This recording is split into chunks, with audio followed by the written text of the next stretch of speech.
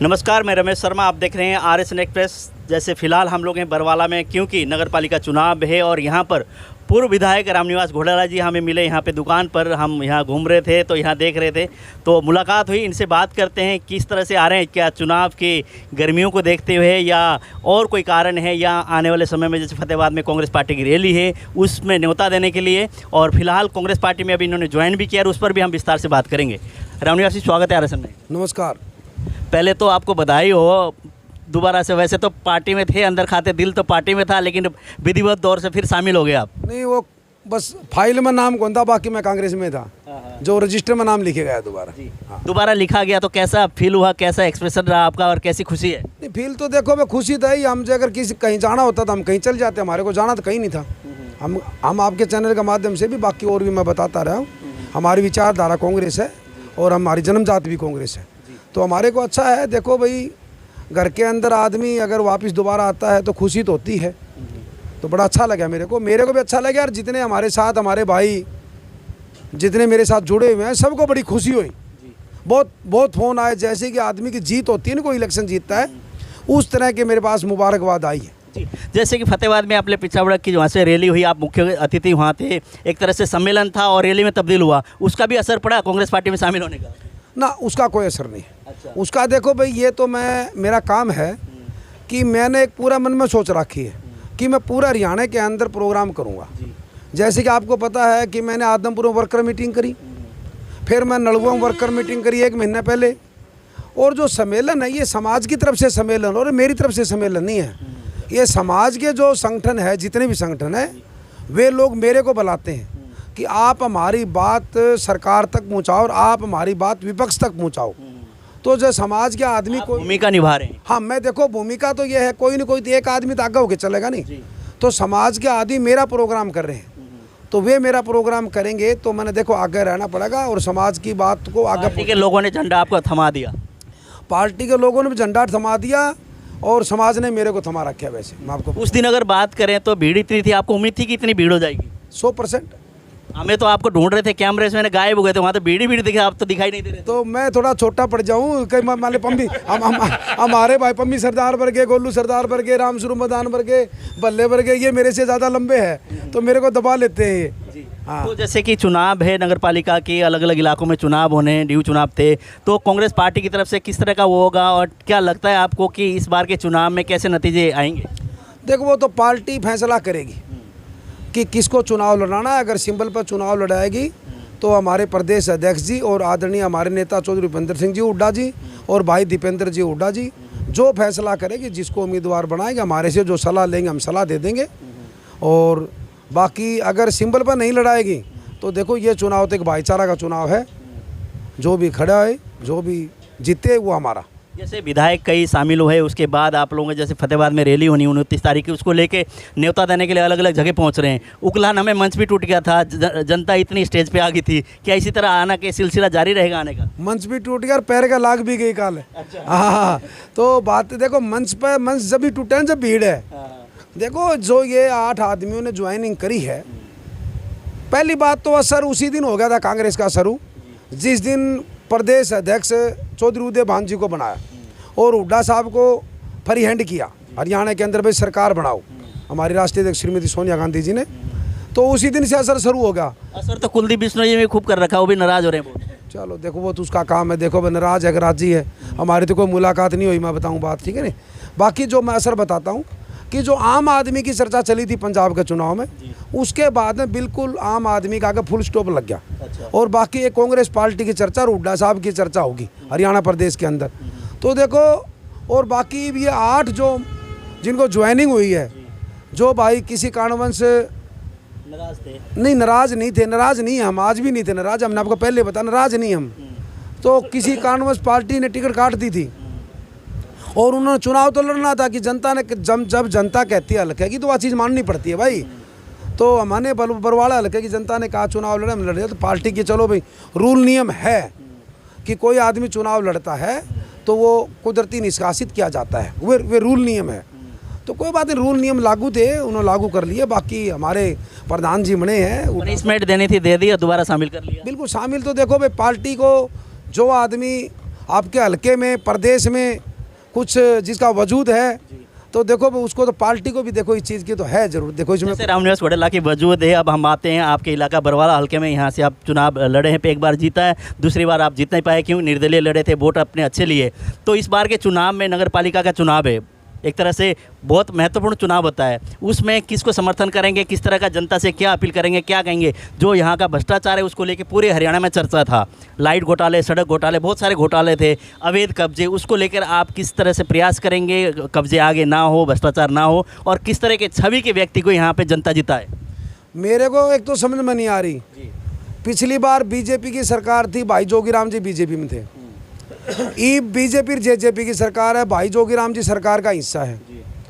काल परसों में एक वीडियो देख रहा था, हमारे भाई हैं सुशील आनंद जी, जो कि हमारे भाई जोगीराम जी के साथ रहते हैं और बिल्कुल दायां हाथ है, जैसे मेरे साथ मेरे भाई बैठे हैं। वो भाई ये कहता है कि बीजेपी सरकार के अंदर भाई सुरेंद्र पुनिया के ऊपर लाछन लगा रहे थे कि भाई उन्होंने भाई उनका टेम में बड़ा ज़्यादा भ्रष्टाचार हुआ। तो जब एक ही सरकार में हम सभी हुआ और फिर किसी एक आदमी पर लाछन लगाना, ये सपाती दोनों की थी नहीं।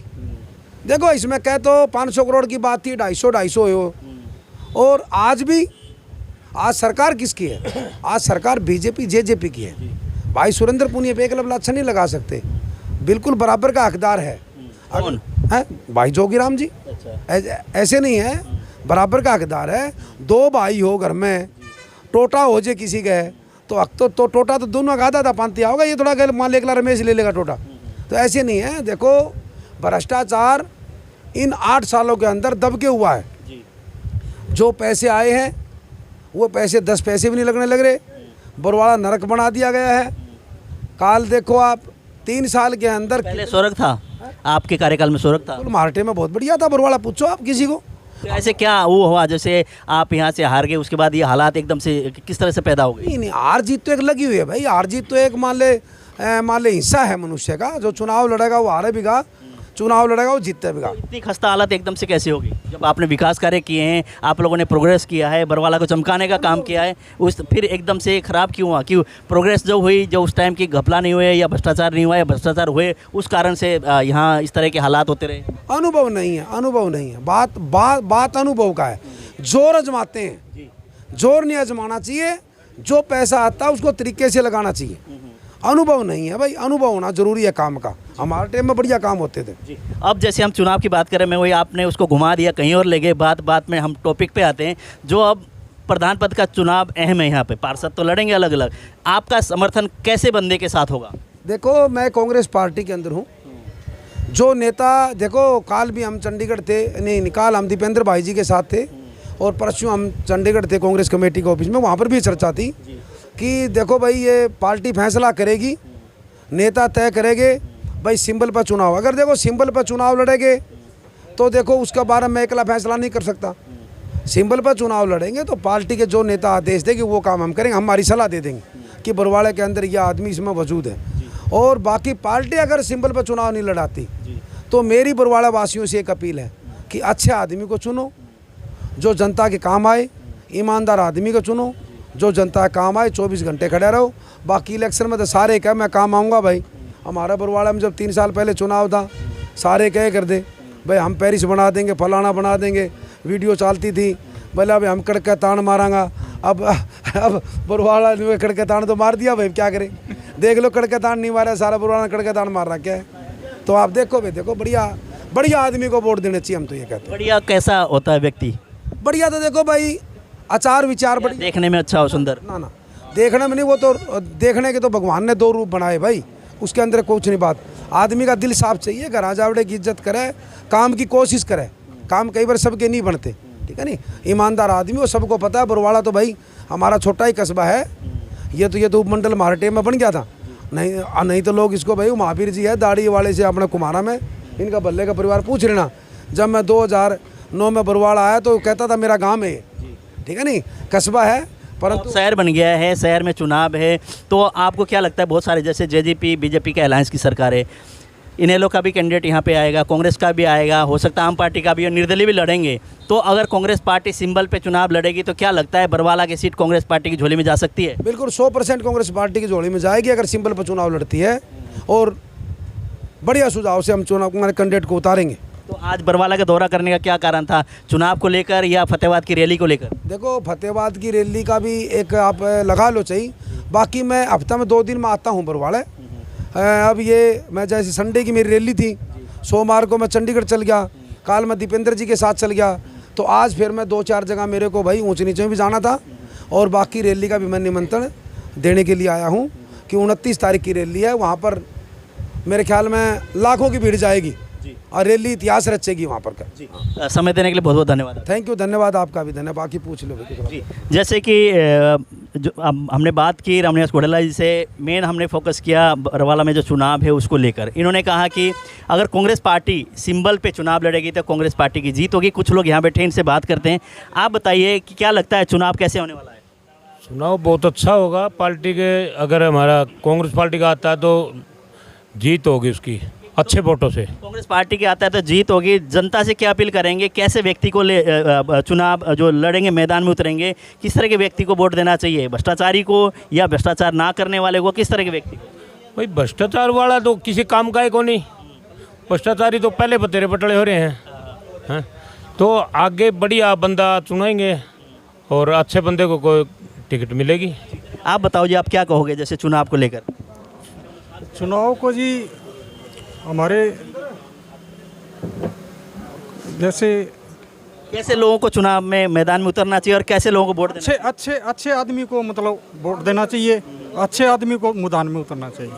तो चुनाव कैसे होने वाला, क्या लगता है आपको? घमासान होगा पूरा? पूरा घमासान होगा जी। पूरा घमासान होगा। और लोगों से हम बात है, आप बताइए, बरवाला के निवासी है, शहर में आप हैं, आप बताइए कैसा माहौल है और क्या लगता है चुनाव क्या होने वाला है? देखो जी, चुनाव सिर पे है और ईमानदार है, जो माइक मत हटाओ, आप बोलना है आज। हाँ, साफ छवि वाले आदमी ढूंढेंगे, मीटिंग करेंगे शहर की। अच्छा।